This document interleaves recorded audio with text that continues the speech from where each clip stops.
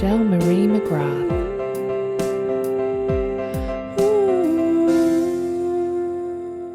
Hello and welcome to Unclassified Woman. Today I'm delighted to be sharing a very personal interview with a close friend of mine, Beata Alfoldi. Beata is a noted teacher, workshop facilitator, shamanic practitioner, healer, speaker, seer, and intuitive with a gift for assisting individuals through deep transformation. She facilitates private sessions, classes, workshops, and international retreats in Australia, Bali, Thailand, and Mexico. Beata created the Integral Woman program for the Awareness Institute in Sydney and also co-facilitated a transformational group journey to Peru, where she lived and studied with various healers and shamans of the Amazon and Andes.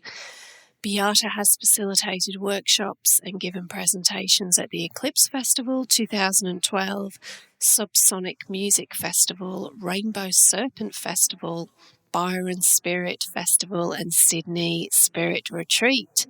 Beata is a member of the Energetic Healing Association of Australia and passionate about inspiring individuals to find the courage to live a life that is authentic, free, empowered, and radiantly alive. For more information on her upcoming retreats and events, go to wildheartawakening.com. Now, I can highly recommend her events and retreats, and I was fortunate to attend one of her amazing women retreats in Bali a couple of years ago, which was just beautiful. In Ubud, we had an amazing week with a gorgeous group of women, so I highly recommend you check that out. Now, I'm so thrilled that Beata is sharing her personal story today of what she went through with her experience of having her son born, stillborn, a few years ago. And wow, when Beata was going through this experience, I never for a moment at the time considered that we would be talking about this on a podcast interview a few years later, but I'm so grateful and thrilled that she's sharing this with you all, because it's so important as women that we listen and witness each other's stories. It's a very healing process for all of us to do this and be really present for other women and support each other no matter what our life experience is. So I really hope that you enjoy this and find it insightful and helpful for you wherever you're at on your own personal journey. I'd love to hear your comments later. Thank you. So hi everybody, and I'm so happy to have my beautiful friend Beata here today. Welcome, Beata.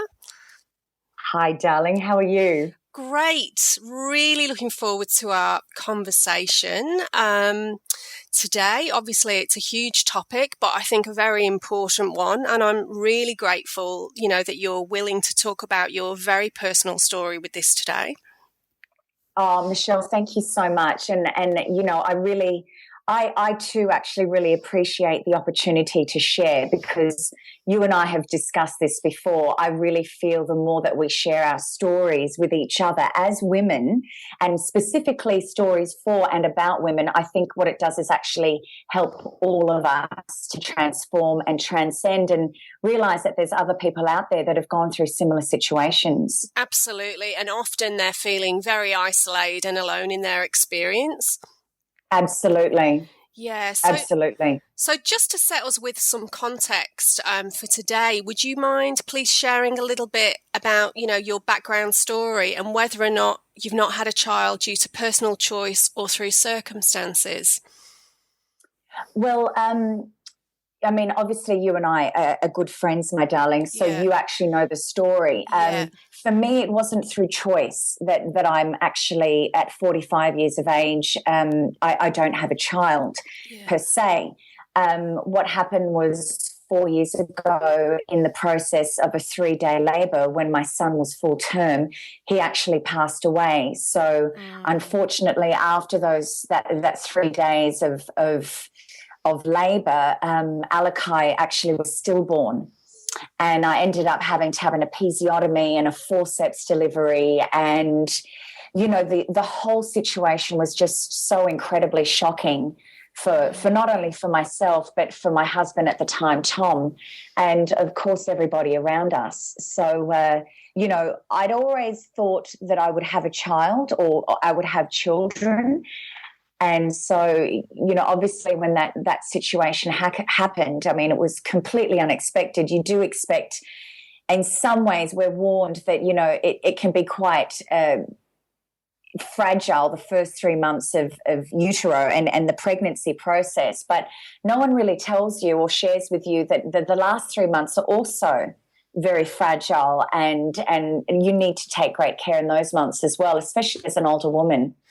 Yeah, and you seem to have like such a healthy pregnancy. You were glowing. So, of course, Yes. you're just not expecting something like that to be thrown at you.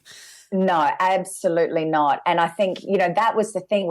I had absolutely no symptoms. As you said, I had such a healthy pregnancy. I had a good level of energy. You know, I'm a very fit individual, and so that made it doubly shocking. And to be honest, I know this sounds naive. I'd never heard of stillbirth before. And yet, you know, looking at the statistics, you know, post the experience, you know, 6 women a day in Australia alone go through stillbirth. Gosh, I mean, it's just, again, one of those topics that's not really discussed openly. You just don't. That's right. Because apart from you, I don't know anyone else that's gone through that experience. And yet, based on the statistics, you think, well, I probably do know somebody, but they just haven't mentioned it. And I think that's a very important point as well. You know, because when an individual or when a woman goes or a family go through a stillbirth, because other people or other community members, friends and things like that haven't had an opportunity to really get to know the child per se, it tends to be swept under the carpet a lot quicker. Yeah. And you know, our society, as you well know, you know, especially in the West, we are not used to talking about death. No. We shun death and literally we're afraid of the inevitable. We are afraid of the one thing that is the certain in life, the two things, that we are born and that we are going to die. And I always say to people, you know, perhaps a healthy fear of death or a healthy way to look at death would be to contemplate, rather than I'm afraid of dying, but how could I prepare for this experience? And for me, it's always to cultivate a more spiritual life. Yes, yeah. And so, obviously, when you were going through a massive process like that, what were some of the questions or beliefs that this brought up for you to explore? Because I could imagine that this really turned your belief system inside out in a way. Well, it does, Michelle. Women in this situation, the first thing that you go through as a woman is guilt, because you think about, gosh, did I do something wrong? Did I eat this or did I not eat that? Or what did I do wrong? And of course, you know, I was so healthy during my pregnancy, watched what I ate. And, you know, the belief system, I guess for me, I mean, honestly, the first thing I thought was, how could this happen to me? I'm a good person. Yeah, of course. You know, and in a way, in hindsight, that's so egotistical, because of course seemingly bad things happen to good people. But that was my first thought, was how could this be happening to me? You know, I'm a good person, I've led a good life, and here I am at the age of I was 41 at the time, and you know, this beautiful son that Tom and I had been expecting and wanting so much, he passed away. And I guess it questions all of your beliefs, but I've got to say I'm so grateful that it actually deepened ours. Yeah, and obviously with your work as a shamanic practitioner and your practices with that, did that support you in going through that process to a degree? I mean, obviously you still go through like a massive grieving process because it's just such a human experience. Oh, absolutely, Michelle. You know, I keep saying to everybody, and in fact, very soon after the experience, I had an interview with one of the head doctors over there at the Royal Randwick here in Sydney, and he said there were only two women that he knew that were able to navigate and traverse that space with a relative amount of grace and I guess hope would be the best word, and belief, was a Christian woman that he'd known, and me. And I think, you know, my shamanic beliefs and my shamanic practices and my deep path in spirituality really helped enormously, because for me it was okay. You know, Tom and I and our son Alakai really contracted for this experience, and not only that, I could feel him so strongly, and I continue to feel him so strongly. And in fact, my connection with him as a soul, because of course, you know, we're looking at a soul story here, not just a physical experience. You know, my connection with him as a soul continues to grow and deepen. And I am so grateful for my belief, because I cannot imagine a person going through this type of experience and believing that death was the end. No. And so what was it specifically that helped you navigate this process? What, you know, were there small things, or, you know, was it like time on your own in nature? What were the sort of things that you felt helped you? Well, like small things every day. You know, I really had a journal that I worked with every single day. I did small rituals. I lit a candle. I wrote a big letter to Alakai, and you know, really worked with my own process of grief, you know, walking in nature. I literally spent a year, I think, on my own, because unfortunately during that time, as you're aware, Tom and I actually separated and then consequently divorced.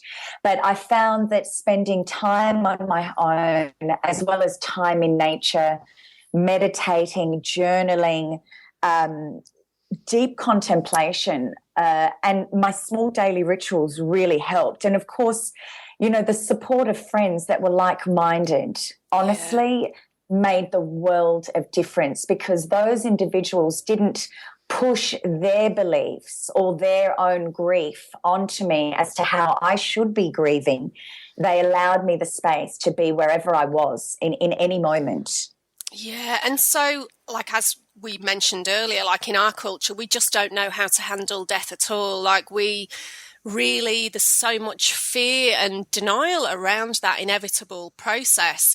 So often people just don't know how to behave in supporting somebody, because one, that maybe they just can't relate to that experience, or they're so terrified of saying, in inverted commas, the wrong thing, that often they either you know, completely over empathize, tell you all their horror stories, and they're crying and all that, or they totally avoid you. Yes, absolutely. And I certainly found, you know, so many different people had different experiences, you know, and I certainly had different experiences of people. And as you were saying, so often I found that I was the one that was counseling others. Yeah. And you know, and people will tell you this, you know, unless you've really gone in and processed your own grief around certain stories of loss around your life, whenever anyone else around you goes through any type of loss or grief, unless you've processed it, it's going to trigger yours as well. Yeah. And I found people would meet up with me and then start crying, or completely avoid the topic, or actually walk on the other side of the street, because they just, you know, as you said, they were just terrified and they didn't know where to begin. And, you know, I would say to anybody that is finding themselves in a situation, which everyone will at some point in their lives, dealing or being closely related to someone who is going through grief, is just to ask that individual, how can you support them? Yeah. and to be really aware of, well, what is that individual's beliefs? And rather than placing your own beliefs and your story of what death is for you or what grief is for you or what you perceive what that experience might do for that person, listen to that individual and don't be afraid to ask them, how are you? What happened? Is there anything that I can do? Would you like to talk about this situation? Because for me, it was always such a gift and such a great honor that I could share this story. Yeah. And so do you feel that, because obviously with your shamanic work that you're doing, did you feel as though, I mean, I'm sure obviously that supported you on some level, but I suppose having such an intense experience like that, did you feel also very challenged at the same time? Oh, absolutely, Michelle, because of course Alakai passed away, and then shortly after Alakai passing away, I realized that Tom and I, as husband and wife, were not going to make it because, as you are aware as well, whenever we go through grief and such a huge shock in our lives, everything becomes very real and very magnified. Your senses are completely open, and anything that you may have been hiding from is literally shoved in your face. So I couldn't hide from the fact that Tom and I were also not going to make it as husband and wife. And a month after Alakai passed away, of course, I found out that my mum was terminally ill. And as you know, she just passed away last year. So, yes, I've got to say, in as much as I was able to support myself through this with my own way of being in the world and with a strong shamanic practice, the grief, has shaped me forever. And there will always be a before this time and an after this time. And I like to think that what it has given me as an individual is much more of a deeper compassion for others in this life, and more gratitude actually for the simplicity of life and not taking anything for granted anymore. Well, it really, brings fully into your awareness, if it wasn't there before, how fragile life actually is. Absolutely, darling heart. And what a short time we have on this planet, and how we really don't know what is around the corner. So just to live and to embrace every single moment and to really love and care for those people that we have in our lives at the time, and not take anyone, not anything or not anyone for granted. No, well, that's right. We never know if this is our last moment or our last day. We really don't, do we? No, that's right. And I know that we say that and that, but really we don't. It's just one of those cliches. They're so true, Yes, absolutely. Absolutely. And as you know, Michelle, this experience with Alakai, I like to see this experience as such a blessing in so many ways, because what happened was, through my son, leaving us in that way, I was able to really get onto path and onto purpose. And I remember holding him in my arms, and I made a promise to him that I would follow my path, my spiritual path. I would follow my service and my work in the world with no fear. And I think when you've held your son, who is not alive, in your hands, your baby, that's a promise that you can never move away from. So I have so much gratitude for him, for his entry into my life and also his exit in my life, Yeah, and it just really highlights that, there are so many women who are mothers without their child being physically present. Yes. And often we're not aware of that if we don't know, what stories that they've gone through. So you've had that experience, and whether you have any other children physically or not, you will always be a mother. Yes, absolutely, Michelle. And the other thing that I am really passionate about is, we all as women carry the archetype of mother. Yeah. And whether we actually give birth to a child physically or not, for me, one of the problems with our world is that we don't see every single child as our child. Yes, Absolutely. Every single child, everything that is happening to any child, whether that's in Syria or India or any other country that is challenged and ravaged through war or famine or poverty, unless we all start to see ourselves as global and world citizens and a family, we're going to continue to have these situations where the young ones of our society are really not cared for in the way that they should be. Absolutely. And it really reinforces as well that, like, obviously one of the myths that we're often faced with is, like, obviously the lines between womanhood and motherhood can be very blurred. And it can often be, if, wanting to be a mother is not at the central core of your life, then, what's wrong with you? It's not very feminine. And yet we know that there are many women who are able to be biological mothers and who have got children. But it doesn't necessarily mean that they should be. And as you say, there are so many children in the world that do need caring for, that are already here. Yes. And it can be very easy to turn a blind eye to what's going on when it's not touching us immediately. Absolutely, Michelle. And as you so eloquently pointed out, there are so many women that feel pressured into being in that, typical family unit, into the, what could I say, the traditional family role. And they find themselves having children and going, oh my God, this is not what I expected. It's not that I don't love my children or would not ever want to have them. But, in hindsight, would I have made a different choice if I knew the amount of love and care and time it really takes, and the amount of energy and unconditional selfless love it takes to actually raise a family? Absolutely. And obviously there are so many different ways that we can use that mothering and nurturing energy within us if we don't have children of our own. And we can apply those characteristics and abilities to all parts of our lives, and also through the other children in our lives, like through personal relationships as well. And so how do you feel that you experience that on a personal level? Because I know, like, you've got your godchildren and your niece as well. Well, exactly. And for me, I'm always so grateful that I have the opportunity to be an auntie to my beautiful niece, Scarlett. And also I have, 1, 2, 3 godchildren, Tara, Harrison and Bella. And, the influence that I've been able to have on each of their lives, is so prominent for me, just in the continued connection that I have with them and what they share with me. And in that, it takes a community to raise a child.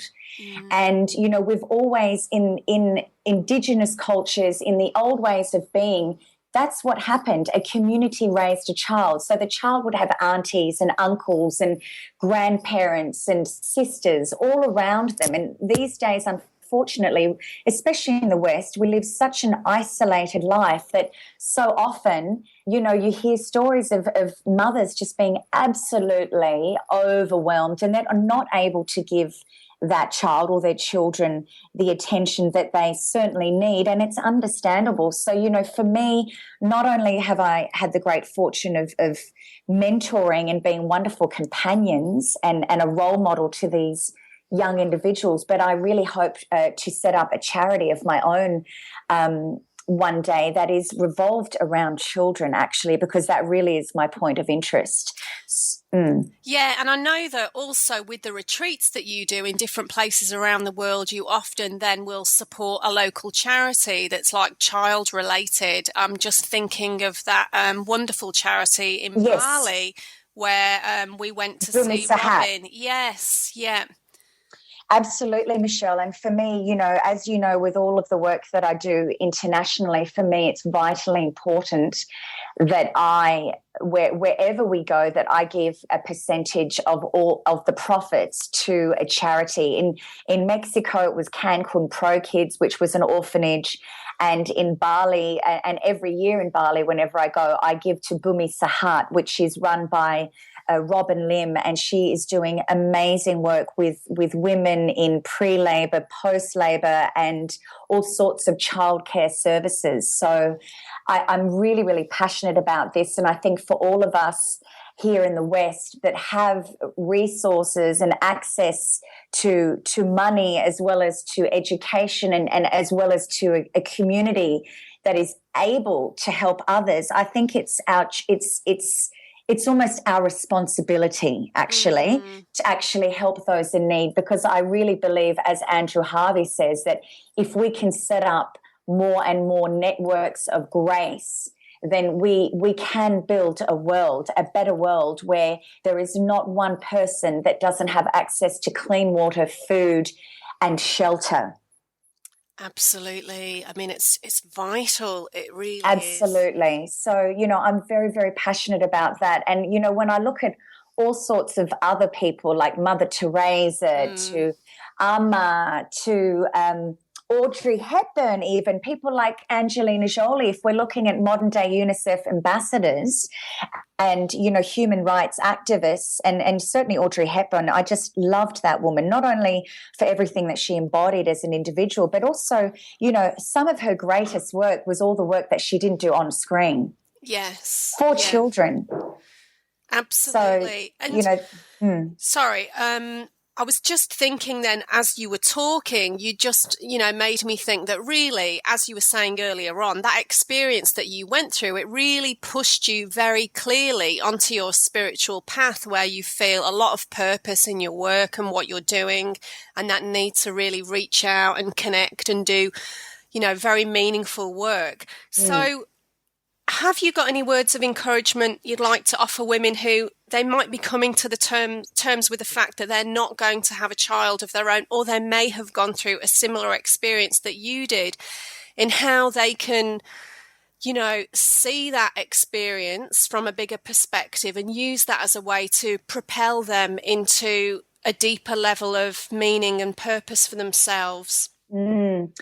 Well, Michelle, and this is so challenging for anyone to hear when you're going through an experience that is so deep and so painful, personal and so painful. Absolutely. For me, is to really understand that, just because our child dies, it doesn't mean that they're no longer with us. Yeah. And is to continue to cultivate that connection with your child, with your baby, and understand that in spirit, that child is also continuing to grow. And they chose you as a mother for a reason. And you've probably had many lifetimes together and will continue to have many more. And I also believe that spirit always works for us and not against us, no matter how challenging that situation is. And like anything, grief takes time. It's not anything that you ever get over, but it is something that you can learn to walk with and learn to, I guess, embrace and transform your life. And for me, the greatest gift that we can give to anyone in life is to then ask that question of, okay, if this has been happening to me, if this happened to me, this has happened to me, how can I turn this situation around so that I can be of service to others? And the people that I know that have traveled through grief and through the most horrific situations are the ones that have used that situation to somehow give back to society. Yeah, yeah. When you look at all of these, murders of children and children being abducted, the people that I see that navigate those spaces well, of course, after they've gone through their grief in the deepest, darkest moments, is to actually ask that question of, how can I assist others through this experience? I would say to, go to a women's group, to seek support from others who have also gone through this experience, who really can relate to you in a very deep way, and to understand honestly that child never leaves us. No, and it's so important to try and find support, like you say, in that sense of community with like-minded, because naturally, so many people would go into such a deep depression and despair after something like that. And of course, it's such a personal thing, and people move through these experiences differently. Absolutely, Michelle. And you know, for people that are not spiritual per se, or do not have a belief system, and whether you do or whether you don't, I think support and a community with other people is vitally important. But people that you resonate with, you know, so that you can really share your journey of grief, share your experience in a way that you know is going to be met and understood completely. Yeah. And so what would you say now, a few years, obviously, further down the track, what do you feel has been the biggest gift that you've experienced through going through that whole journey, really? Michelle, honestly, the biggest gift I think I've experienced is that I no longer have any fear. I don't have a fear of death. I don't have a fear of the dying process. And in so many ways, this whole experience liberated me to a level of freedom within myself that I never expected, that I never thought that I would experience. And also a deeper appreciation of life, you know, and the sacredness of life in a way that, to be honest, I just don't even think I could describe in words. But such a gift and such a blessing. And I'm 4 years down the track now. Obviously, you know, I've gone through the most deepest, darkest grief. However, I am grateful every day, absolutely every day. And my connection with Alakai is so strong, and he's with me all the time. I feel his support, and I feel certainly my mother's support as well. And freedom and no fear. Wow. I mean, that is a huge gift. And it just makes me think of that saying of, you know, don't be afraid of death, be afraid of not living. Absolutely. And I think what it did was, because it was such a big shock, it made me just go, well, what do you want to do with your life now? You planned all of these things, and now what are you going to do with your life? And are you honestly going to let fear get in the way of you living your dreams? Really? Well, and an experience like that would be realising a greatest fear for most women, losing a child in such a shocking, you know, intense way. So, I mean, it's totally understandable that you say that, yeah, you would have no fear after having already had such a shock. Absolutely, Michelle. And I think, you know, as you're saying, once you've actually lived and survived, and not only survived, but ultimately I've thrived through this experience, and I continue to step forward in a way that supports me and with joy. You know, I just, every day is an opportunity for me to go, hey, I've got another day on this planet, and I'm actually very, very lucky that I have my health. I have a roof over my head. I have beautiful people in my life, and I'm doing what I truly love to do. And I just live from a different space of joy within myself, but it's so much deeper than what it was. It's a joy that has gone through grief and transformed grief to create a life that continues to unfold so beautifully. So, you know, every day actually is just gratitude for the small things. Beautiful. Oh, well, thank you so much for sharing all of your insights and your story. It's so valuable. And I know that the listeners will absolutely, you know, get so much benefit out of listening to what you've shared. Oh, thank you so much, Michelle. And honestly, keep up all of the amazing work that you're doing. I think it's incredibly important that the voice that you're allowing to be heard as far as our generation of women and the choices that we may have made or unconsciously have made, or through circumstance of, hey, this is a valid lifestyle choice. And we can still be deeply, deeply fulfilled as women without children of our own. Absolutely. Thank you so much. Thank you so much. Thank you, beautiful heart. Love you dearly. Thank you, and you.